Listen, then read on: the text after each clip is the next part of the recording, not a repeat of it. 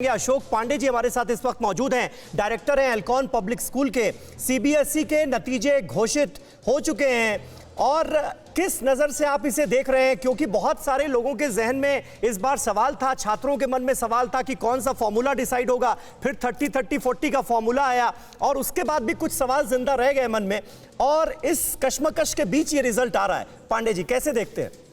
जी समीर जी, सबसे पहले सीबीएसई के चेयरमैन और विशेष तौर से डॉक्टर भारद्वाज आपके साथ हैं जी। इनकी पूरी टीम, और ये बधाई के पात्र हैं। और सारे विद्यालय, उनके प्रधानाध्यापक और टीचर्स जिन्होंने मिलकर ये रिजल्ट बनाया, उन्होंने बहुत ही, भारद्वाज साहब ने कहा अंधेरे में बिल्ली की बात थी लेकिन शायद ये उससे भी ज्यादा मुश्किल था। और इसके लिए मैं बधाई देते हुए सभी बच्चों के लिए शुभकामनाएं देता हूं। और जो आपका ये सवाल था कि बहुत सारे बच्चे पास हो गए, आप ये बताइए कि वो पास क्यों ना हो। वो 10वीं और 11वीं पास हो के 12वीं में आए हैं, तो 10वीं और 11वीं के तो 30-30 है ही हैं। तो फेल नहीं, मैं बच्चों के पास होने पर बिल्कुल सवाल नहीं उठा रहा हूं डॉक्टर पांडे जी, बिल्कुल नहीं। तो इसलिए मैं ये बताना चाहता हूँ कि ये बहुत ही, अब जो परिस्थितियां थी समीर जी, इन विषम परिस्थितियों में इस तरह का निर्णय, उसको कार्यान्वित करना, सभी को संतुष्ट करना।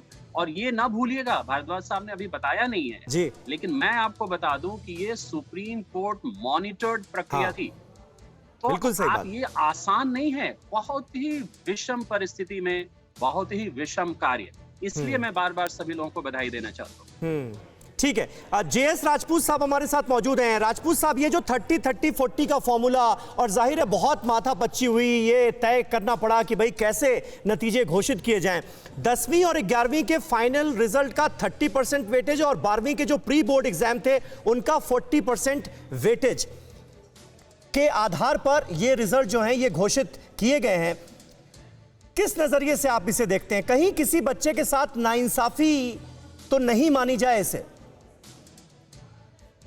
नहीं, मैं नहीं समझता कोई नाइंसाफी मानी जाएगी। बच्चे 12वें में जो पढ़ते हैं वे काफी समझदार हो चुके होते हैं। वे भी सारी परिस्थितियों को जानते हैं, और मेरे हिसाब से वे जो कठिनाइयां थी इस बार परीक्षा परिणाम बनाने में, उसे समझते हैं। और हमें उनकी समझ पर भी विश्वास करना चाहिए। हाँ, कुछ विकल्प हो सकते हैं, लेकिन कहीं न कहीं एक विकल्प पर आकर आपको निर्णय लेना पड़ता है। उस दृष्टिकोण से जो 30-30-40 का फार्मूला था, मैं समझता हूँ सबसे अधिक स्वीकार वही था, इसलिए स्वीकार किया गया।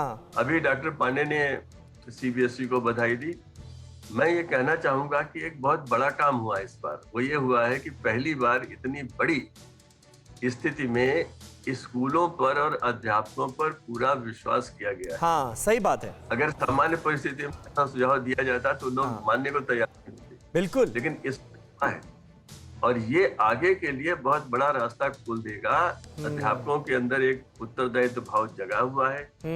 मैं जानता हूं ऐसे अध्यापकों को जिन्होंने बहुत मेहनत की है कि सारे परिणामों को बनाने में। सीबीएसई को बहुत बहुत बधाई, लेकिन ये बधाई तब संभव हुई है जब स्कूलों ने इस काम को अच्छे ढंग से करके सीबीएसई को पहुंचा दिया। तो उधर ध्यान दीजिए कि आगे जब भविष्य में हम परीक्षा पद्धति पर या जो भी मूल्यांकन के तरीके हैं उन पर विचार करेंगे और उनको आधुनिक बनाएंगे, तो निश्चित रूप से ये अनुभव हमारे बहुत सामने आएगा। इसका अध्ययन भी लोग करेंगे, कुछ शोध भी करेंगे।